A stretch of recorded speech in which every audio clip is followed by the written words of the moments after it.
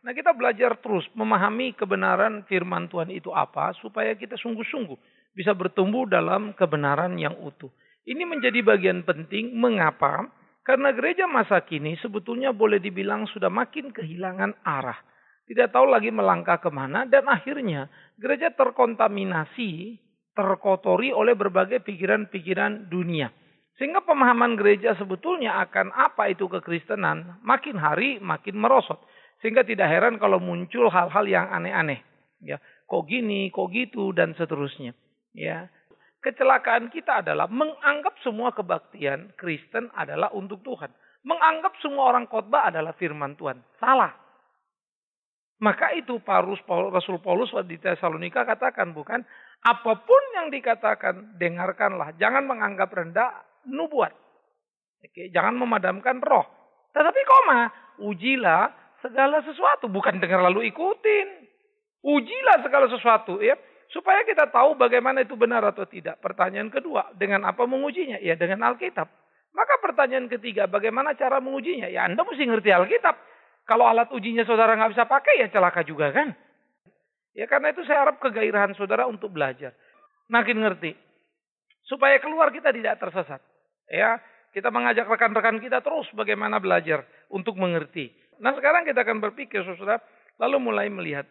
Apakah betul ya Alkitab itu adalah Alkitab? Apakah itu bukan mitos? Seperti apa yang dikatakan, apakah peristiwa di Alkitab betul fakta? Atau hanya mitos, kiasan. Atau hanya kepercayaan, personal saja. Ya, artinya kalau itu fakta, dipertanyakan, jangan-jangan itu cuma mitos. Karangan-karangan.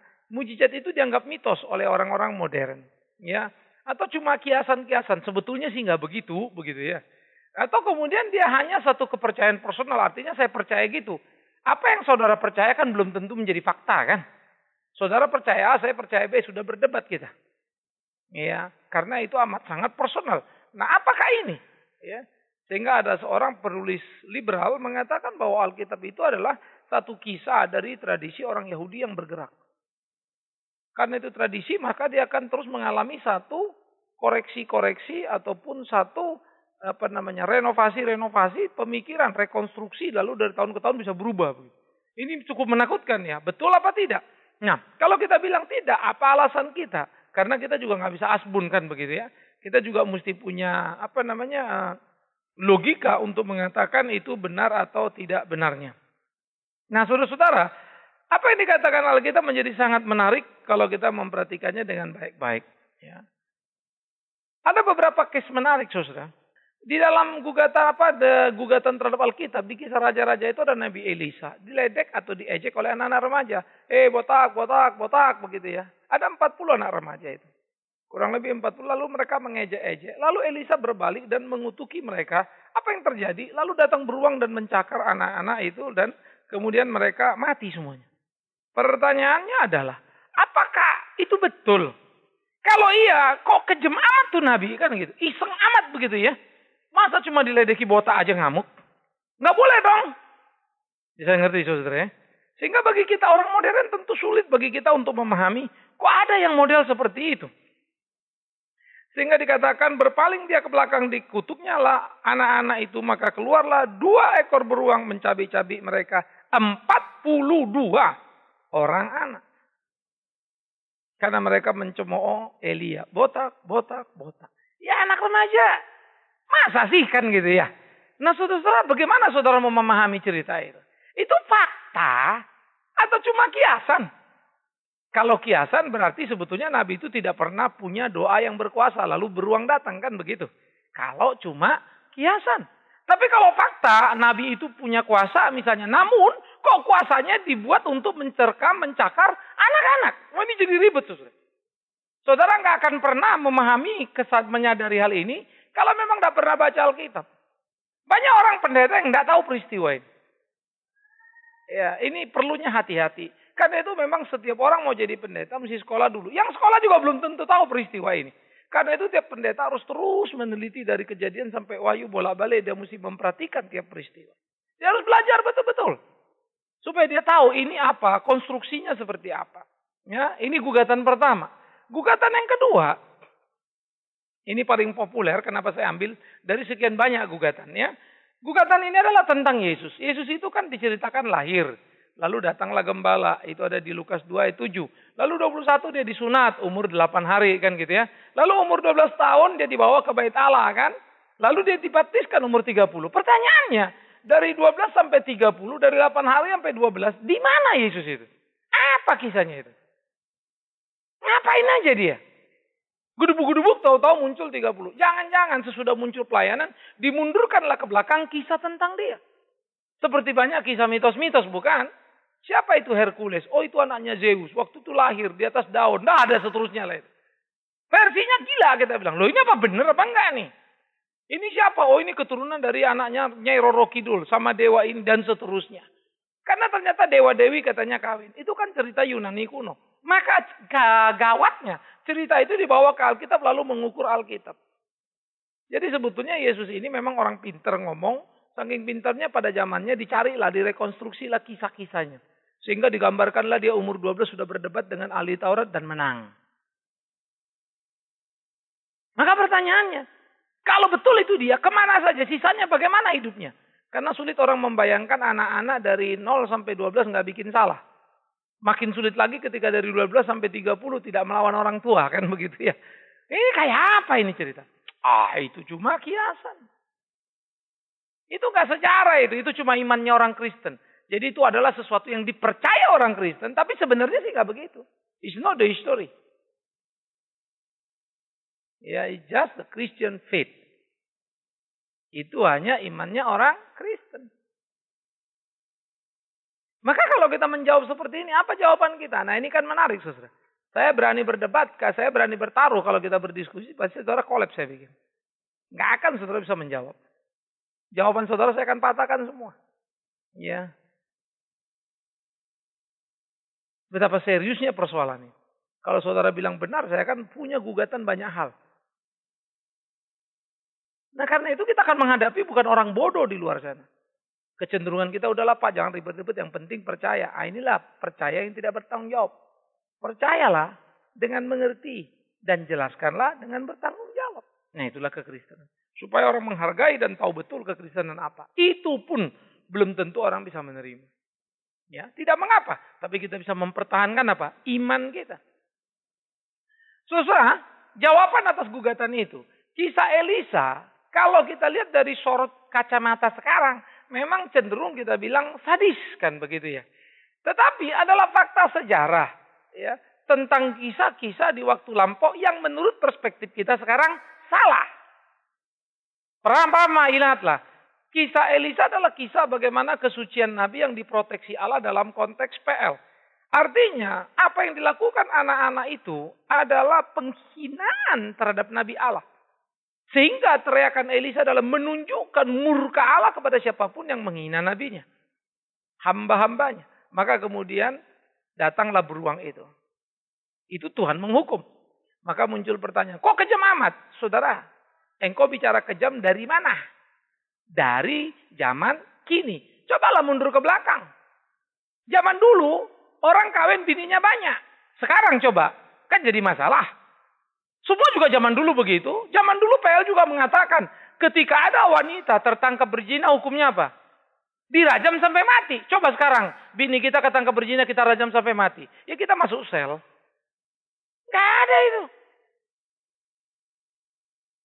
Ya. Kalaupun dia dihukum paling undang-undang perzinahan lalu dituntut. Ya. Nah, oleh karena itu, kalau kita memahami bagian ini dengan kacamata sekarang, ya jelas sulit. Maka kalau mau memahami itu, mundur dong ke belakang. Paling tidak mundurlah kau 3.500, 4.000 tahun yang lampau. Mundur kau ke belakang. Jadi mundur ke 3.500 tahun lampau, mulai kau mau melihat. Istilahnya kayak time tracks begitu ya. Mundur ke belakang. Oh iya ya. Ternyata value-nya beda. Lah iya dong. Karena kalau kamu mundur 3.500 tahun ke belakang, jangan cari bajai. Mau nunggu bajai di mana ya? Hah? Ini 3.400 tahun ke belakang ini. Kok nyari bajai? Sepeda juga belum ada. Listrik juga belum ada. Apa-apa juga belum ada. Semua serba jalan kaki. Di mana ya gedung bertingkat? Bapak, bukan di tahun 2014 loh. Ini lagi mundur nih. Ini sebelum Masehi 1500. Jauh amat ya? Ya iyalah.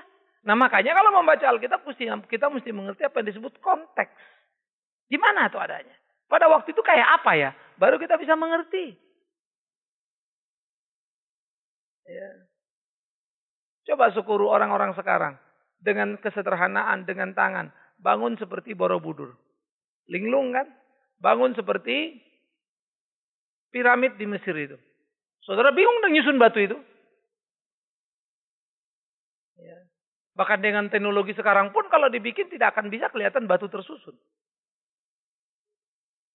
Sulit untuk membayangkan itu. Nah oleh karena itu saudara-saudara. Apa yang dilakukan orang-orang lampau terlalu banyak hal yang membuat kita terkagum-kagum. Maka dia bilang 7 keajaiban dunia misalnya ya. Masuk ini, masuk itu. Saudara kalau pergi ke Petra itu bukit dipahat. Lalu masuk ke dalam ratap. Tapi bukit dipahat masuk ke dalam. Bagaimana tuh? Kita ngeliatnya gila ya. Gimana mereka dulu kerja ya? Oh pakai pahat, pahatnya apa ya? Emang udah pakai besi? Oh pakai tulang-tulang dulu. Tulang apa yang dipakai ya? Jangan-jangan tulangku yang dipakai ya? Padahal tulangku tinggal di Medan kan? Apa ini? Oh kita terkagum-kagum loh. Ya. Dan itu batanya itu batunya itu batu warna merah. Ya mengandung beberapa bagian zat yang sebetulnya luar biasa sekali. Sehingga kalau didetek kita akan mendetek itu luar biasa. Itu bukan cuma satu tempat. Satu komplek. Itu jadi satu kerajaan. Satu hari kita perlu hanya untuk muter itu. Semua bangunan masuk ke dalam gua. Tapi sebetulnya gua itu aslinya adalah batu. Yang dipahat ke dalam. Bayangin. Tingginya kayak apa. Waduh. Mahatnya itu gimana ya? Lalu atas-atas langit-langitnya. Saya nggak ngerti itu posisinya. Terlalu sulit membayangkan. Bahkan dengan teknologi masa kini pun sulit bagi kita untuk bisa melihat kalau kemudian dia bisa berhasil hebat. Dengan artnya, dengan seninya, dengan luar biasanya. Tidak gampang. Bahkan sekarang kalau kita pergi ke Toraja, kuburan itu dibangun. Ya, paling mungkin ditaruh nih. Ya, setengah kira-kira 1 kali 1 meter lah kali. Masuk ke dalam kira-kira panjang peti ya 1,5, 1,7 atau 2 meter begitu. Lalu dimasukkan petinya kepala. Lalu saya lagi bingung itu tangannya sampai ke dalam itu 2 meter, mahatnya bagaimana ya? Kayak gak ngerti juga tuh. Apa dia kemudian masuk ke waduh, itu gimana posisi pukulnya ya? Katanya mereka punya kelebihan perdukunan. Apapun itu satu hal. Pokoknya kita nggak bisa bikin itu aja lah dulu ya. Jadi saya waktu ngeliat di Toraja saya pikir, iya, gila juga. Itu satu lubang bikin kuburan paling mahal sedunia itu. Biaya bikin satu lubang 50 sampai 100 juta. Yang bikin lubang itu tinggal sisa 1 2 orang katanya. Menurut orang-orang di Toraja. Waduh tinggal dikit Pak, udah mulai habis, mulai mati-mati, kagak ada penerusnya katanya. Siapa yang menerusin itu begitu ya? Dan itu kerja. Terus kalau kerja nggak sembarang terima order lah gitu. Ada aja aturannya lah begitu. Tapi fakta tuh ada. Silakan Anda pergi ke Toraja. Dan bingunglah. Nah jadi kalau kita melihat ini mesti dipahami dulu. Perhatikan. Nah itu cara kita ngerti. Jadi kita mesti cerita dulu. Compare. Bandingkan dengan masa kini. Oh gini loh. Ternyata fakta loh. Memang zaman berubah. Jadi kalau mau ngerti itu mundur 3.500 tahun yang lampau. Ke bawah. Yesus itu gimana ceritanya? Nanti dulu. Kau boleh tidak percaya Yesus penuh mujizat dan seterusnya. Tapi jangan terus kau bilang dia bukan fakta. Hanya karena datanya adalah umur lahir 8 hari 12 tahun. Lalu ngilang. Ngeduk muncul-muncul 30 tahun. Kemana sisanya? Nanti dulu. Pertama pahami dulu. Yesus Kristus itu, Injil itu bukan biografi Yesus Kristus. Nggak ada biografi. Kalau biografi kan komplit ya. Umur 1 di sini, umur 2 di sini, umur 3 di sini. Ya. Komplit. Tapi tanya biografinya Pak Harto. Bahkan Pak Harto dari hari ke hari diceritakan. Hari pertama ngapain, kedua ngapain, itu 70 berapa tahun umurnya. Itu kalau diceritain tiap hari ya nggak tahu. Dari ujung sini sampai ujung sini bukunya ya. Dan itu dijamin salah juga itu. Kenapa dijamin salah Pak? Bagaimana lah yang boleh mau ingat tiap hari kan? Dari minggu ke minggu saja mengkonstruksi itu dia lupa-lupa itu. Belum ada biografi manusia yang komplit. Cuma kira-kira semua kan. Di masa kanak-kanak, masa remaja, masa baru terakhir karyanya. Kan itu yang ada di biografi. Nah cuma memang dasar orang modern. Kalau mau nggak percaya cari-cari alasan. Tapi kalau kita nggak punya jawaban. Kita juga kebablasan. Nah yang kedua, ini bukan biografi Yesus Kristus. Karena itu cerita Injil. Umur 8 hari lahir adalah bagian-bagian penting. Bahwa dia lahir. Fakta. 8 hari disunat. Itu tradisi Yahudi. Harus. Kalau nggak disunat berarti dia bukan anak Taurat. Lalu umur 12 itu sudah menjadi full anak Taurat. Artinya begitu dia memasuki umur 12 mau ke 13 itu. Dia sudah boleh ikut aktivitas di Bait Allah. Baik Pentakosta, baik Hari Raya Pesah, maupun Pondok Daun. Sebelum itu tidak boleh. Kalau kita namanya disunat itu dibaptis. Nanti umur 12 itu disidi. Baru boleh ikut perjamuan kudus. Nah gereja sekarang bablas-bablas semua. Nggak ngikutin apa yang ada di Alkitab. Nah ini repot juga. Ya, itulah baptis. Maka disebut baptis anak. Lu anak dibaptis ngerti apa Pak? Emang anak 8 hari disunat ngerti apa? 8 hari lebih parah lagi. Kita masih dibaptis anak umur 2 bulan 3 bulan ya. Nah 8 hari ngerti apa? Karena bukan kau yang berjanji pada Allahmu. Allah berjanji menjadikan engkau anaknya. Bukan engkau berinisiatif memilih Allah. Allah berinisiatif memilih kita. Nah jangan sampai salah kaprah. Kalau putusan saya memilih Allah berarti hebat siapa? Saya apa Allah? Hebat saya. Saya bisa pilih Allah mana yang saya mau. Kadang-kadang orang tidak mikir panjang. Nah logika kita nyantolnya salah gitu ya. Nah itulah kisah Yesus. Jadi kita mesti mampu menceritakan dengan membandingkan masa kini. Sehingga justru ini poin-poin penting yang tunjuk. 8 hari disunat. 12 tahun anak Taurat. 30 tahun ditabiskan. Itu cocok dengan bilangan. Dalam bilangan diatur pilihlah orang berusia 30 tahun untuk mengerjakan pekerjaan kemah sembahyang. Nah itu menjadi bagian penting yang diatur dalam bilangan. Maka Yesus umur 30 ketika ditabiskan untuk mengerjakan pekerjaan kemah sembahyang.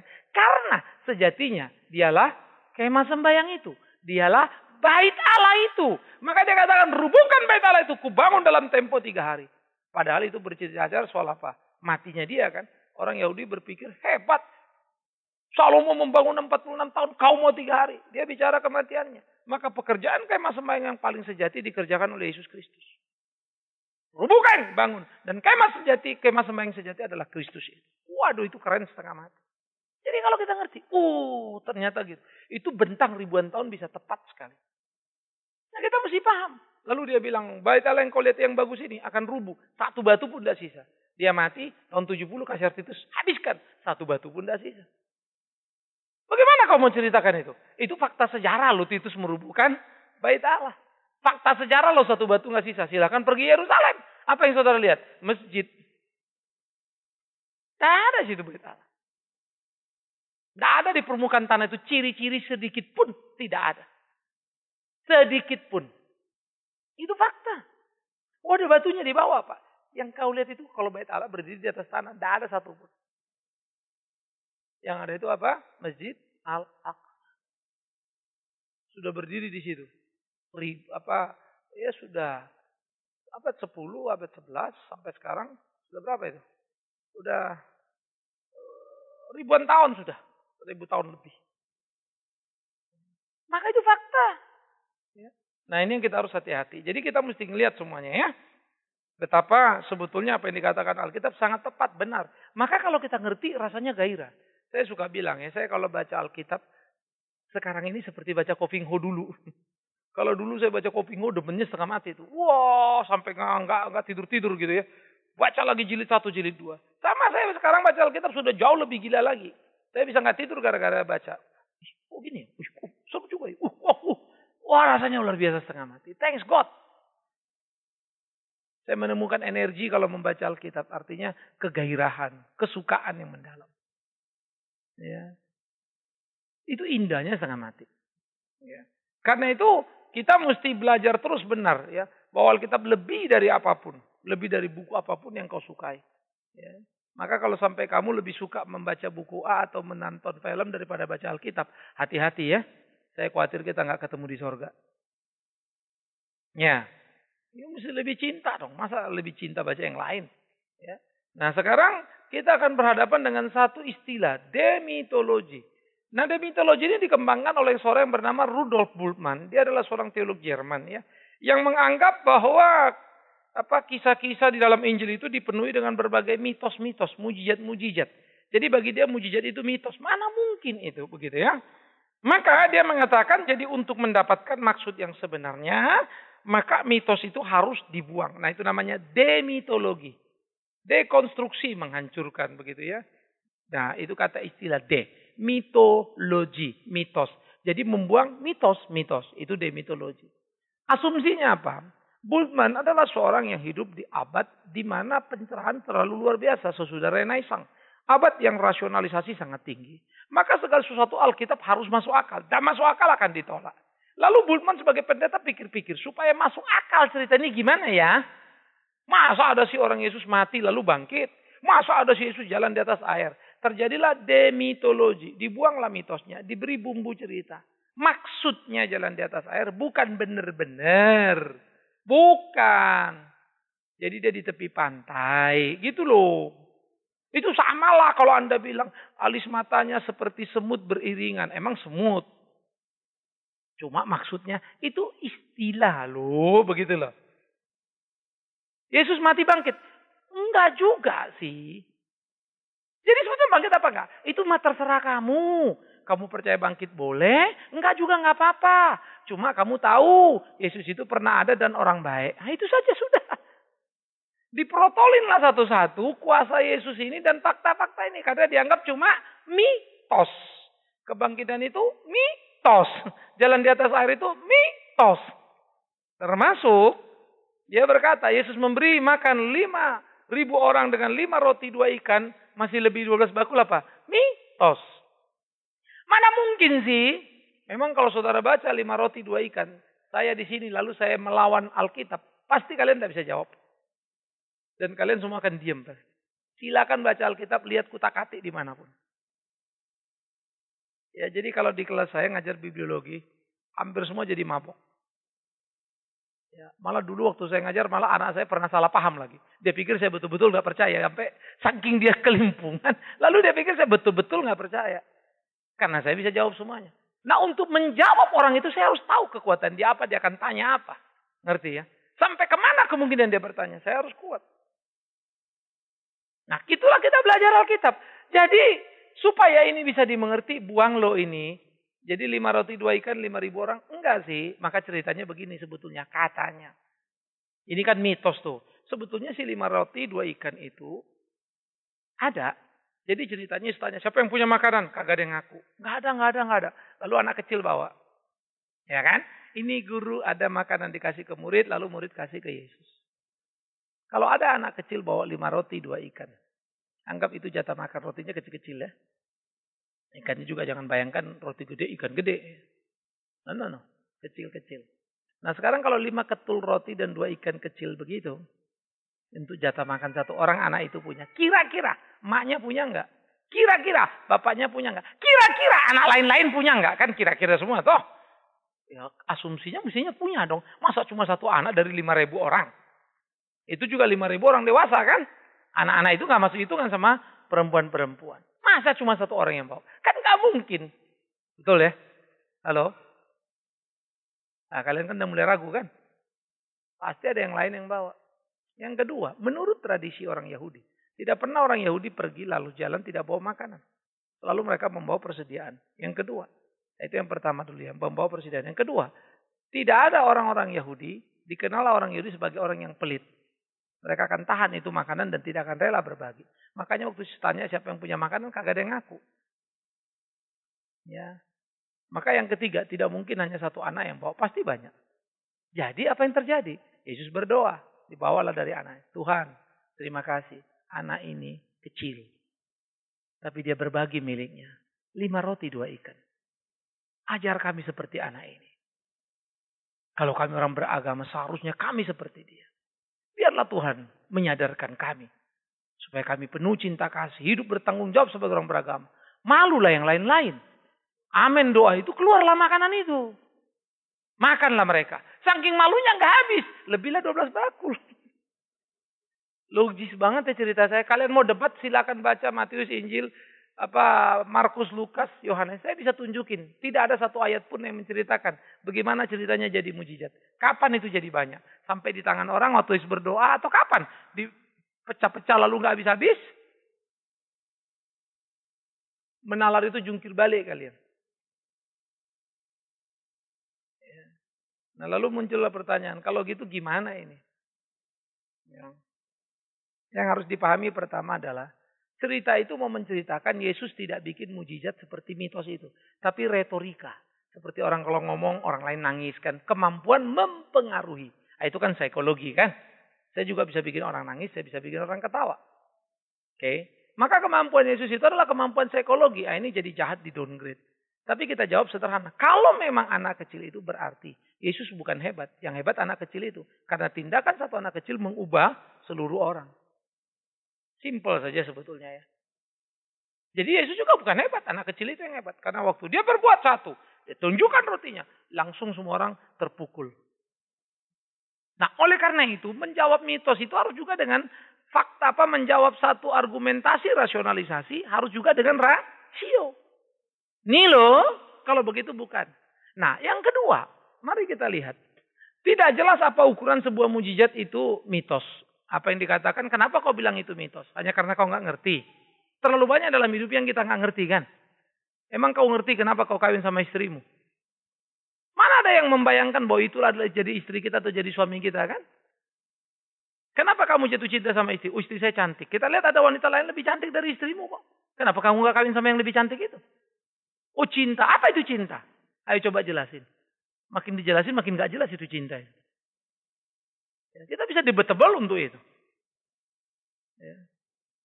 Apalagi kalau kau cintai karena dia cantik. Jangan lupa satu waktu akan keriput itu. Kau setrika pun gak lurus-lurus. Jadi kau tinggalkan dia karena kau sudah kusut. Jadi suri tidak lagi ada cinta. Ini kan kawat kalau itu cinta. Oh saya jatuh hati pada pandangan mata pertama Pak. Berapa kali memang jatuh matamu? Ya. Omong kosong itu. Ya, semua adalah bahasa-bahasa simbol yang tidak bisa sepenuhnya dipahami oleh rasio karena ada rasa di sana. Jadi tidak bisa dirasionalisasi total. Tapi bukan berarti itu bukan fakta kan? Memang faktanya kok saya suka dia, cinta dia. Emang mesti dibawa ke lab cinta. Mana bisa dibuktikan? Nah, fakta hidup kita itu. Yang kedua yang kita lihat tadi apa dikatakan? Yesus tidak sedang bermain-main dengan itu. Kenapa? Karena besok orang berbondong-bondong. Yesus marah loh. Kau datang bukan karena firman, tapi karena mau roti. Pulang kau. Waduh mak, malah dimarahi. Tapi memang betul. Yesus tidak sedang meng-offer, Yesus tidak sedang anggap hebat bikin mujizat. Enggak. Malah dia marah ketika orang menyalahpahami apa yang dibuatnya. Lalu mau cari roti itu. Tapi gereja sekarang kacau balau. Tiap hari cerita mujizat. Malah mujizat dibikin kreatif lagi ya. Mujizat kreatif. Sampai kita juga bingung.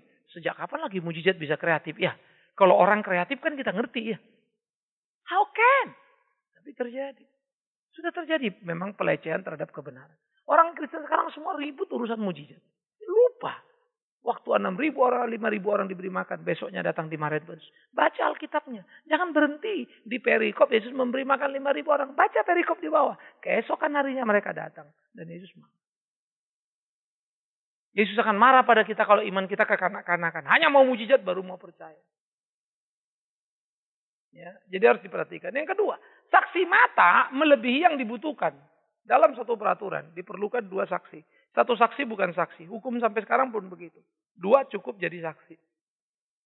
Yang ikut Yesus, pertama Yesus, lalu ada 12 murid. Lalu ada 5.000 orang. Siapa yang bantah? Nggak ada yang bantah. Yang bantah orang kemudian. Yang tidak hadir di tempat itu. Bisa ngerti ya. Maka kita mesti melihat. Bagaimana kau mau bilang itu mitos? Bukan. Itu kebenaran. Ya. Kemudian yang ketiga. Bahwa mujizat adalah fakta yang berlaku. Bukan hanya saat itu saja. Tapi sepanjang sejarah dan banyak contohnya. Jangan bilang. Karena kita doa Tuhan ya. Sampai sekarang pun. Orang-orang Badui itu.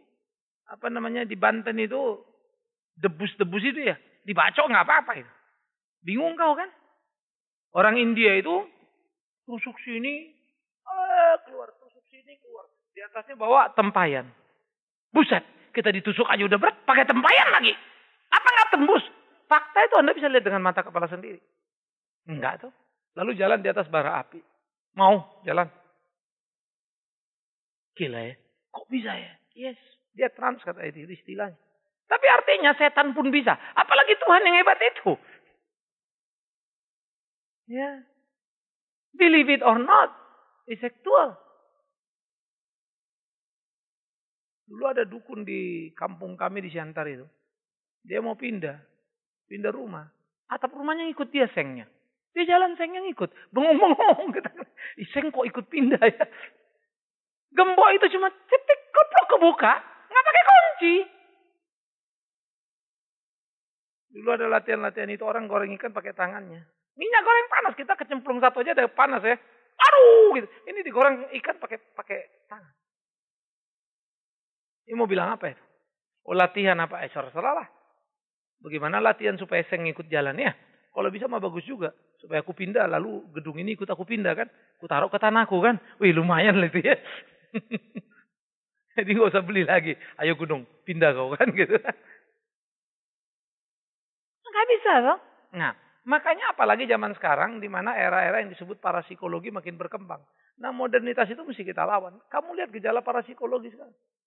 Apalagi Tuhan kan gitu ya. Kemudian mujizat memang melampaui akal. Namun bukan tidak masuk akal. Mujizat adalah fakta. Bukan cerita. Ya. Nah kemudian bagaimana kita memahami Alkitab itu dengan benar. Mari dulu kita lihat 2 Timotius 3 ayat 16. 15-16 ya.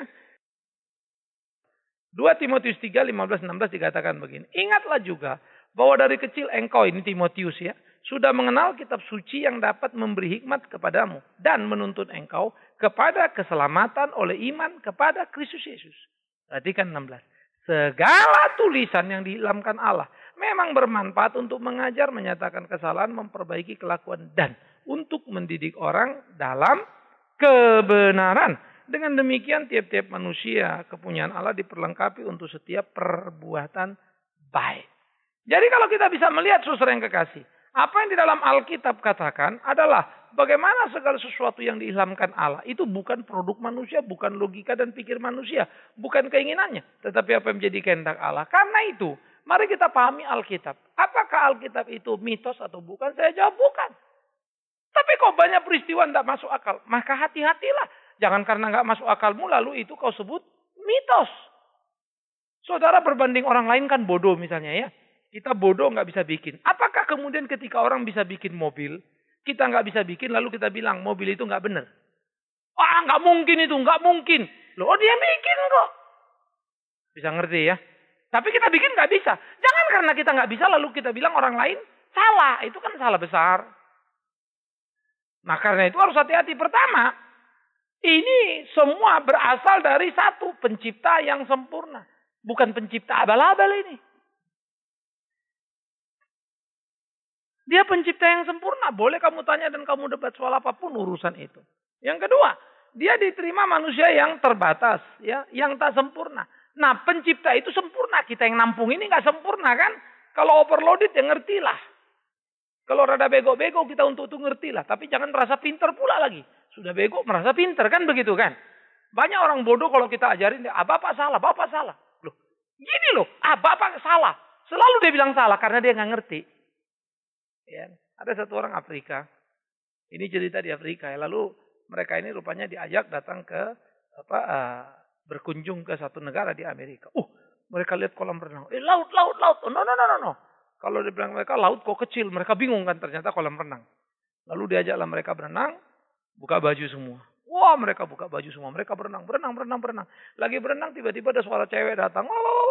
Satu rombongan anak-anak cewek datang. Wah, orang Afrika pada keluar dari tempat itu bersama dengan orang-orang yang lokal Amerikanya lah begitu ya.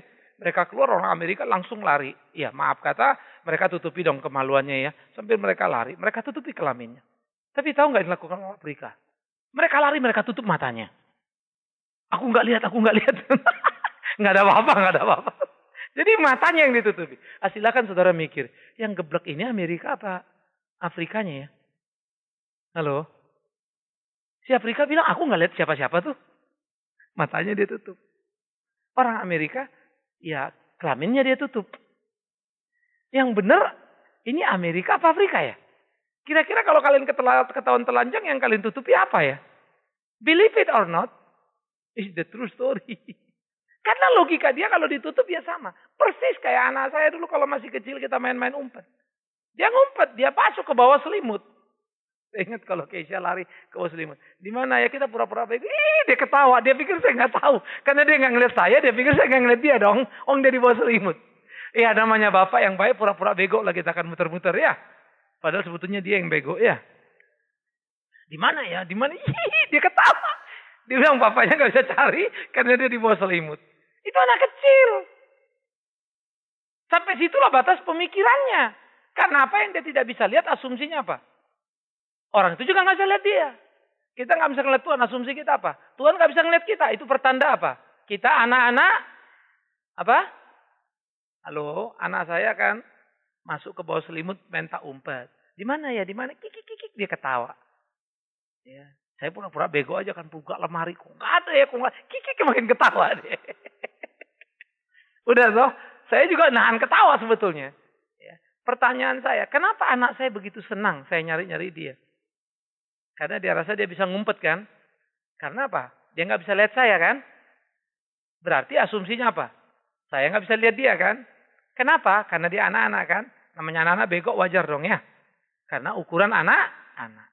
Oke, sekarang kita manusia. Kita bisa nggak ngeliat Tuhan? Nggak bisa kan? Tapi apakah sama asumsinya Tuhan nggak bisa lihat kita? Nggak kan? Tapi kita berasumsi juga Tuhan itu nggak ada karena kita nggak bisa lihat kan? Kenapa? Kenapa? Susah amat sih ngomongnya. Kenapa? Karena kita bego, susah amat sih. Sombong amat untuk ngaku aja. Karena kita bego. Cuma rasa apa? Pinter. Ini lucu setengah mati ya. Kok kau nggak bisa lihat? Kau pikir orang nggak lihat kau. Tapi kalau saya ingat anak saya pikir Tuhan beginilah kami. Memang udah kecil bego, kurang ajar pula lagi. Ya. Jadi kita mana bisa terima dia yang sempurna itu nggak bisa memahami dia penuh. Yang ketiga, dia melampaui akal, tapi bukan tidak masuk akal. Dia memang melampaui akal, tapi bukan tidak masuk akal, beda ya. Rasional dengan irasional, itu beda.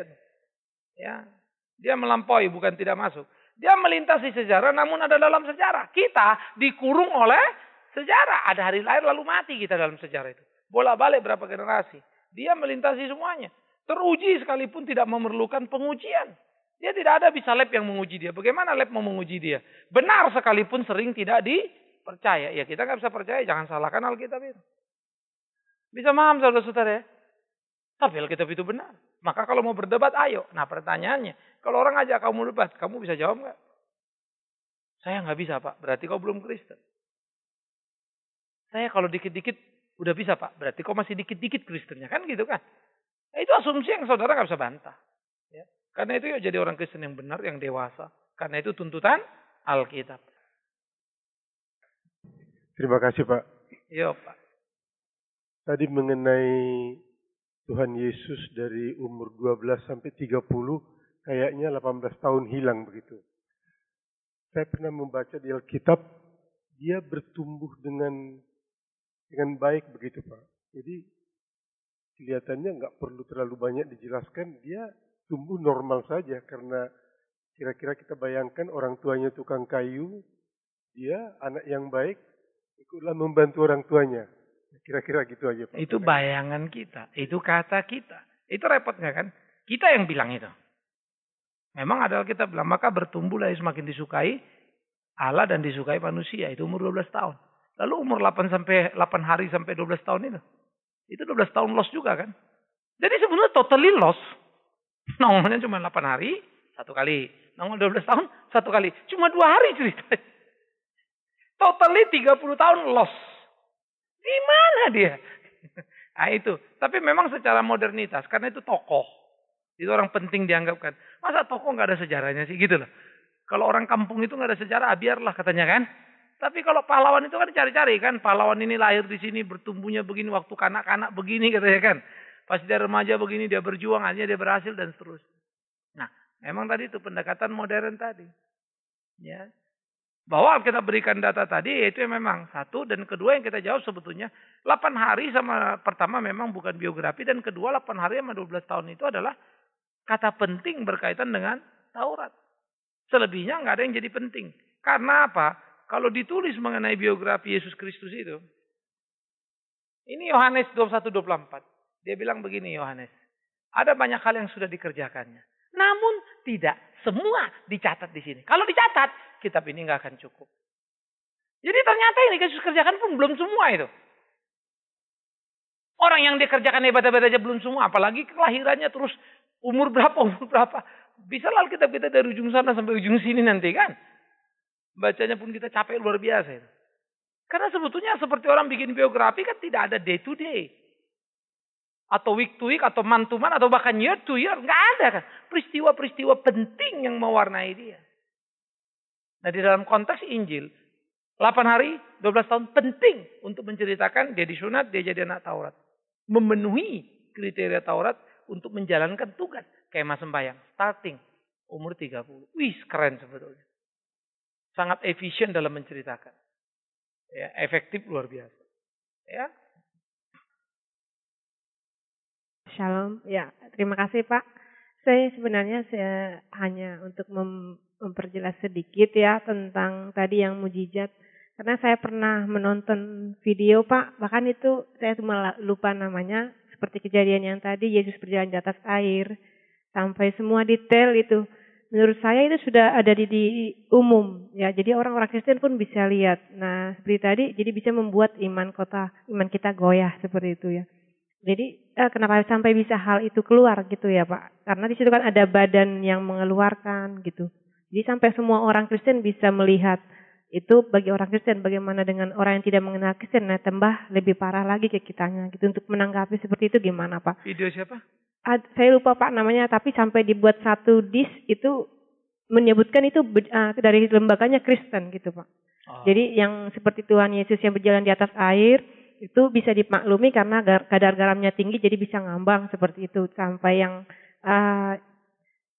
meninggal juga bisa dibangkitkan, semuanya dibuat ceritanya rapi, jadi memang jadi dibuat seperti khayalan atau mitos seperti itu Pak. Tapi itu tadi atas nama orang Kristen gitu. Okay.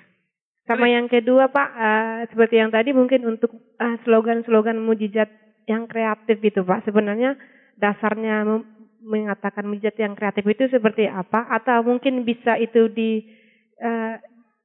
dibuat mujizat kreatif itu seperti misalnya cara Tuhan untuk memberikan mujizat, bisa seperti itu Pak atau gimana? Terima kasih Pak. Oke. Yang pertama, Kristen itu ada 3 sebetulnya. Liberal itu masih ada 2 ya. Higher, lower. Higher itu yang sebetulnya nggak percaya sama sekali mujizat. Mereka berusaha untuk mencari lalu membuktikan itu bukan. Lower itu adalah orang-orang yang masih memperdebatkan tempat, tanggal lahir, segala macam. Data-data, tetapi tidak terlalu seperti yang higher tadi. Lalu ada orang yang moderat. Ya, moderat itu sebetulnya seperti kita nih. Yang berpikir, bertanggung jawab, memakai otak, tapi iman dengan teguh. Gitu ya. Lalu ada yang fundamentalis. Fundamentalis, pokoknya iman. Jangan pakai pikiranmu untuk mengerti firman Tuhan. Itu fundamentalis. Jadi satu ekstrim lower, tidak mau percaya sama sekali, nggak pakai iman, pakai otak. Yang satu nggak pakai otak, pakai iman. Nah, kita mesti pakai otak, pakai iman. Karena takut akan Tuhan permulaan apa? Pengetahuan. Pengetahuan atau hikmat itu dari sini. Tapi dalam konteks takut akan Tuhan. Beriman menjadi berilmu. Nah, yang bikin itu loh adalah orang-orang Kristen liberal. Lalu mulai berusaha dijelaskan. Karena saya bisa tidur di atas air. Kalian percaya nggak? Saya bisa tunjukkan datanya. Saya bisa tidur di atas air. Kamu percaya nggak saya bisa tidur di atas air? Di laut mati. Ada fotonya, saya baca-baca di atas air. Nah, dengan asumsi itu kenapa? Karena garam itu 10 kali lipat, sehingga BJ saya kalah dengan itu. Kalau air biasa saya tenggelam. Ya, karena BJ saya lebih besar daripada itu. Tapi karena ini memang 10 kali garamnya lebih besar. Sehingga sebetulnya dia sudah semacam satu gel begitu yang menahan saya. Dicarilah asumsinya. Ini posisinya gini, posisinya gitu. Sekarang bawa orang itu ke Galilea, suruh jalan di Danau Galilea. Saya jamin tenggelam. Bisa ngerti? Saya jamin dia tenggelam. Karena danaunya masih ada. Saya jamin dia tenggelam. Yang kedua, ya, angin ribut. Bagaimana bisa angin ribut di Danau Galilea? Itu pun agak membingungkan kalau kita datang. Danau cuma segede gini kok bisa? Nah, kalau kita nggak ngerti geografis memang susah. Danau itu dikelilingi oleh memang gunung-gunung tali, bukit batu. Maka dari arah Sungai Yordan sini kalau masuk angin, Dia nabrak apa? Nabrak tembok batu. Duk, duk, duk, duk, duk, duk, duk. Angin kan ngikutin kan. Hanya dia muter-muter seputar danau. Jadi dari satu selat ini yang arah ke Sungai Yordan ini. Karena itu air dari Sungai Yordan yang masuk ke danau ini. Bung, anginnya jadi nggak bisa begitu tuh. Dan angin itu muter. Ya. Sehingga pada bagian tertentu, pada musim-musim tertentu itu menakutkan memang. Ya. Nah, oleh karena itu bukan barang aneh. Tapi Yesus bisa menghardik dan itu berhenti. Ya. Nah, jadi semua kisah-kisah itu kalau kita pergi itu perlunya ke Israel. Tapi belajar yang benar. Jangan bikin aneh-aneh kan. Mencium kubur Yesus lah. Sampai mulutnya jadi kena penyakit karena banyak kuman di situ ya. Jangan dicium itu. Berdoa. Kita di situ pun jangan berdoa. Doakan kuburan itu. Oh, Yesusnya udah bangkit kok. Paling tidak kita duduk menghayati. Bahwa dia pernah datang. Toh kuburnya benar apa enggak kita juga nggak tahu persis. Ya. Nah itu satu. Yang kedua. Orang-orang liberal coba mulai menjelaskan dengan rasio tadi. Nah. Mau ditunjukkan bahwa itu rasionalisasinya luar biasa. Sama seperti yang saya bilang tadi. 5 roti, 2 ikan. Nah Discovery, buku-buku apa namanya, film-film Discovery pun sekarang menceritakan banyak kan. Orang nonton bisa gak kuat iman tuh. Wih, ternyata bukan diciptakan oleh Tuhan loh. Ini evolusi loh. Jadinya begini, jadinya begini. Batu jadi karena ini apa segala macam. Benar gak? Benar, siapa bilang gak? Pertanyaannya penyebab pertamanya apa dan siapa? Bisa Discovery-nya cerita. Ya, siapa penyebab pertamanya? Siapa penyebab manusia? Minimum sejarah manusia dimulai oleh manusia. Tapi sebelum manusia ada, siapa yang ada? Mesti ada yang ada melewati ruang dan waktu. Itu logika sederhana kan? Suka atau enggak? Jawabannya cuma satu, Tuhan. Boleh Anda enggak percaya, tapi lebih sulit untuk percaya Tuhan tidak ada daripada percaya Tuhan ada. Ya, nah itu mesti menjadi jawaban kita. Lalu pertanyaan kamu, orang kan bisa enggak kuat iman kan bisa ambruk, Pak. Memang iya. Toh Tuhan Yesus sudah bilang hati-hatilah terhadap berita-berita, akan bilang aku Mesias ini dan segala macam kan. Hati-hatilah terhadap penyesat karena kamu akan disesatkan. Supaya kita belajar menjawab zaman. Banyak yang terbuang-buang di sana. Ya. Nah ini pentingnya kita belajar Alkitab sehingga kita diberikan Tuhan hikmat itu untuk menjawab dunia ini. Ya. Nah kemudian soal penyembuhan-penyembuhan pun banyak yang dianggap shock terapi. Ya karena memang beberapa terapi shock terapi itu ada orang bisu karena kena setrika, teriak dia, jadi ngomong. Oh, dia bisa ngomong loh. Rupanya peristiwa kena setrika yang panas itu tanpa disengaja membuat dia teriak, keluar semuanya. Lalu dia bisa ngomong. Jangan-jangan Yesus shock terapi. Ya, maka kita bisa menjawab dengan sederhana. Bagaimana kalau mau shock terapi orang buta supaya melek? Kalau bisa mari kita pukul belakangnya tiba-tiba kan. Kok kaget loh jadi melek? Apa bisa? Ya, maka ada istilah-istilah yang kita mesti belajar di kedokteran. Tidak mungkin. Nah, kemudian itu bagian-bagiannya. Nah, sekarang bagaimana dengan mujizat kreatif? Kreatif adalah menunjuk sebuah kreativitas. Ya, mujizat adalah pekerjaan Allah. Kalau Allah kita bilang mujizat yang kreatif lalu Allah itu kreatif, saya maafkan saya ya. Kok kamu jengkal Allah kreatif? Dia lebih dari itu. Apa istilah itu? Istilah itu menunjuk kepada manusia. Kreatif itu gini loh. Ini barang bekas. Saya bisa jadi apa? Produk bagus. Ngerti gak? Ini sebenarnya kertas bekas kan. Olah-olah jadi gini loh. Masa sih Pak kertas bekas? Iya cara kerjanya gitu. Nah, itu namanya kreatif. Membuat barang tidak berguna menjadi berguna. Mujizat itu dari tidak ada jadi ada. Bukan tidak berguna jadi berguna. Kalau kreatif malah membuat tidak berguna jadi berguna. Inovasi kan begitu kan. Terhadap produk-produk ini dan segala. Itu kreatif. Kreatif itu adalah dari ada ke ada. Mujizat itu bukan itu. Maka kalau mujizat kreatif dia mendowngrade mujizat dengan sifat apa? Kreatif tadi.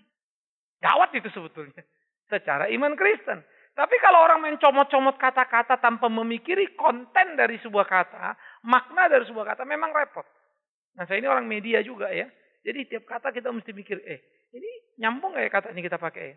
Ini pas gak? Menunjuk apa ya? Ini menunjuk apa ya? Ini boleh apa enggak gitu lah. Nah itu membuat kita jadi lebih berhati-hati ya. Jadi tidak bisa kita sembarangan menaruh istilah. Karena maksudnya tadi mungkin mau mengangkat-angkat tapi malah menjatuhkan. Nah ini gawatnya setengah mati ya.